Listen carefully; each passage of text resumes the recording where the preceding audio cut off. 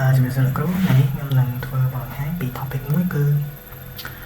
កង្វះខាតនៃសម្ភារៈអេឡិចត្រូនិកគឺជាកត្តាមួយដែលធ្វើឲ្យសិស្សានុសិស្សនៅតំបន់ដាច់ស្រយាលមានជួបនៅពិបាកក្នុងការស្វែងរកការងារនាពេលបច្ចុប្បន្ននេះគឺជាក្មេងស្រីម្នាក់ដែលរស់នៅតំបន់ដាច់ស្រយាលដែលគាត់ពិបាកក្នុងការស្វែងរកការងារនៅពេលដែលគាត់បានរៀនចប់ដោយសារតែគាត់មានភាពខ្វះខាតនៅសម្ភារៈអេឡិចត្រូនិកនិងចំណេះដឹងទៅលើបច្ចេកវិទ្យា digital នេះគឺជា quote មួយដែលបានលើកឡើងថា lack of electronic equipment and training are the main factor that make it difficult for Cambodian youth from rural or remote areas to compete in today's job market នេះគឺជា main problem 3ដែលសិស្សានុសិស្សទាំងអស់នៅតំបន់ដាច់ស្រយាលបានជួបប្រទះទី1គឺ lack of resource សាលាជាច្រើននៅប្រទេសកម្ពុជាគឺមានខ្វះខាតទៅលើសម្ភារៈមួយចំនួនដូចជា computer ហើយនិង internet and digital resource ផ្សេងៗសម្រាប់សិស្សានុសិស្សដើម្បីពួកគាត់បានយល់ដឹងនៅចំណេះដឹងមួយនេះហើយមួយទៀតគឺ lack of expertise គឺខ្វះខាតនៅលោកគ្រូហើយនិងអ្នកដែលមានឯកទេសច្បាស់លាស់ទៅលើ skill មួយនេះដើម្បីបង្រៀនដល់សិស្សានុសិស្សហើយមួយទៀតគឺ low availability សាលាឬក៏ program ដែលមាននៅ resource ទាំងអស់នេះគឺมันមានជាច្រើនទេនៅជុំវិញប្រទេសយើងនេះដែលធ្វើឲ្យសិស្សានុសិស្សជាច្រើនដែលអត់មាន opportunity ដើម្បីស្វែងយល់ពី skill digital skill ហើយនេះគឺជា result ដែលយើងទទួលបានមកពី interview របស់យើងដែលយើងបានធ្វើឡើងប្រហែលឆ្នាំមុននេះគឺទី1គឺសួរគាត់ពីការ access ទៅលើ computer ដែលក្នុងនោះមានតែ 10% ទេដែលពួកគាត់មាន access ទៅកាន់ computer ហើយមួយទៀតយើងបានសួរគាត់ពីថាតើការយល់ដឹងពី digital skill គឺបានផ្ដល់ផលប្រយោជន៍អ្វីខ្លះទៅដល់ការស្វែងរកការងារនៅពេលបច្ចុប្បន្ននេះនៅក្នុងនោះពួកគេបានប្រាប់យើងថាការយល់ដឹងពី skill មួយនេះគឺមានផលប្រយោជន៍ច្រើនដែលអ្នកដែលយើង interview ទាំងអស់នោះគឺគាត់ agree ថាការយល់ដឹងពី skill digital skill គឺផ្ដល់ផលប្រយោជន៍ទៅលើការស្វែងរកការងារហើយយើងសួរទៀតថាតើសាលាគាត់មាន some sort of computer resource អីអត់តែក្នុងនោះមានត្រឹមតែ 30% ទេដែលគាត់បានប្រាប់យើងថាសាលាគាត់មាន computer resource ទាំងនេះហើយក្នុងចុងក្រោយនេះដែលយើងបាននិយាយជា statement ទៅកាន់គាត់ថាIT skill នេះគឺអត់មាននៅការ support គ្រប់គ្រាន់ទេសម្រាប់សិស្សានុសិស្សនៅតំបន់ដាច់ស្រយាលដែលក្នុងនោះអ្នកទាំងអស់ដែលយើងបាន interview គឺគាត់បាន agree លើ statement វិញអានេះគឺជា tactic មួយដែលយើងបានរកឃើញពី internet ដែលបង្ហាញថា 51% នៃសិស្សានុសិស្សទាំងអស់នៅប្រទេសកម្ពុជាមានការយល់ដឹងពី digital skill ដែលក្នុងនោះគឺរួមទាំងសិស្សានុសិស្សនៅរាជធានីភ្នំពេញផងដែរហើយនឹងតាមទីក្រុងនៅតាមខេត្ត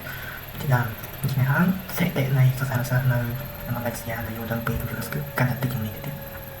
ដូច្នេះទៅយើងបង្កើតនៅ program មួយគឺ Rural Tech Hub គឺ aim ដើម្បីផ្ដល់នៅ opportunity ទៅកាន់សិស្សានុសិស្សដែលនៅតំបន់ដាច់ស្រយាលឲ្យយល់ដឹងពី IT skill ចំនួននៅក្នុង course របស់យើងគឺយើងរៀនពី typing internet navigation file management operating system basic មួយចំនួនហើយយើងរៀននៅការប្រើប្រាស់ application មួយចំនួនដូចជា Microsoft Word Google Docs Excel Canva និង Photoshop មួយចំនួនហើយយើងរៀននៅ internet security ហើយក៏ផ្ដល់នៅ specialized course មួយចំនួនដូចជា basic coding និង web development នេះគឺជា main target របស់យើងគឺយើង target សិស្សានុសិស្សនៅថ្នាក់បឋមសិក្សាហើយនៅវិទ្យាល័យដែល target សិស្សានុសិស្សដែលយើង target ខាងនេះគឺសិស្សានុសិស្សដែលមាន passion ទៅលើ technology ហើយក៏លើកទៅមើល competitor យើងវិញគឺយើងមាន Coding Hero ដែល Coding Hero គឺកើតឡើងតែម្ដងប៉ុណ្ណោះនៅក្នុងពេលឆ្នាំហើយក្នុងពេលឆ្នាំនេះគឺពួកគេទៅតែខេត្តតែមួយទេដូច្នេះហើយ availability របស់ program នេះគឺកាន់តែតិចមែនតើហើយវាជា resource នេះគឺ IT skill ហើយទៀត EBCCC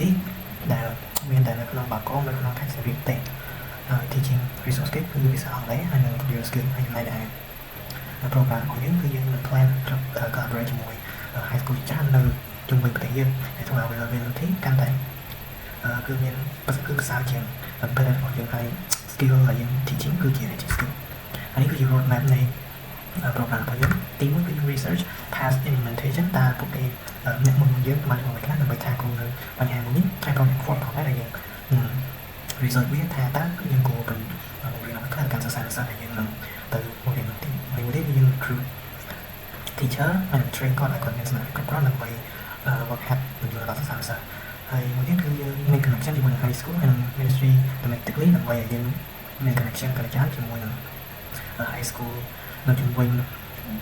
តែយើងដើម្បីឲ្យ program របស់យើងមាន availability កាន់តែខ្ពស់ហើយមួយទៀតគឺយើងបង្កើត facility ដើម្បីឲ្យសិស្សានុសិស្សហើយគ្រូអាចមកឲ្យគ្រូបង្រៀននៅចំណុចទាំងអស់នេះទៅកាន់សិស្សានុសិស្សហើយបន្ទាប់ពីយើង establish វាហើយទី1គឺយើងនឹង make teaching video ហើយនឹង post ក្នុង social media ដើម្បី gain attraction and awareness ទៅកាន់ program របស់យើងហើយមួយទៀតគឺយើង form alliance with international organization ដើម្បីឲ្យ program របស់យើងកាន់តែរីកចម្រើនទៅហើយនឹងទទួលបាននូវ sponsor ហើយនឹង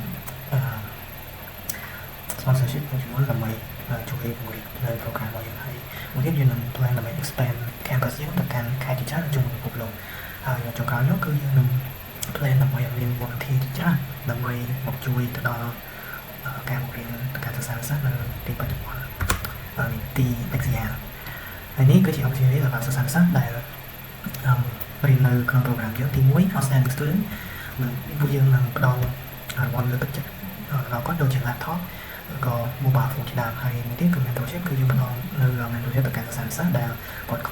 ទៅកាន់សិស្សានុសិស្សដែលខ្វះខាតនៅ support ពី family ពួកគាត់ហើយយើងនឹង guide គាត់ទៅកាន់ higher education ហើយនឹងជួយគាត់ក្នុងការស្វែងរកការងារហើយមួយទៀតគឺធ្វើឲ្យពួកគាត់មានឱកាសក្លាយជាគ្រូបង្រៀននៅក្នុង program របស់យើងគឺយើងជ្រើសរើសសិស្សានុសិស្សដែលមានសមត្ថភាពគ្រប់គ្រាន់ក្នុងការបង្រៀន skill ឲ្យកាន់សិស្សផ្សេងៗដែលវានឹងផ្ដល់នៅអត្ថប្រយោជន៍ជាច្រើនទៅដល់សិស្សានុសិស្សនោះដូចជា experience ហើយនឹង valuable lesson នួនដែលពួកគេអាចប្រើប្រាស់នៅថ្ងៃអនាគតហើយនេះគឺជា website របស់យើងដែលយើងនឹងបង្កើតដើម្បីផ្សព្វផ្សាយនៅ program របស់យើងទៅកាន់មនុស្សជាច្រើននៅជុំវិញពិភពលោកមិនត្រឹមតែក្នុងប្រទេសយើងទេហើយគោលរបស់វាគឺយើងនឹងបើកនៅ donation ដើម្បីឲ្យពួកគេអាច donate ទៅដល់ program របស់យើងហើយនឹងattract investor and sponsorship មួយចំនួនដើម្បីឲ្យ program របស់យើងកាន់តែរីកចម្រើនឡើងហើយនេះគឺជា member របស់យើងដែលយើងធ្វើឲ្យកម្មវិធីនេះអាចដំណើរទៅរួចគឺយើងត្រូវការ management online team lecturer volunteer social media marketing team និង finance management team សូមអរគុណគ្រូដែលស្ដាប់នៅការពីប្រធានបទនេះសូមអរគុណ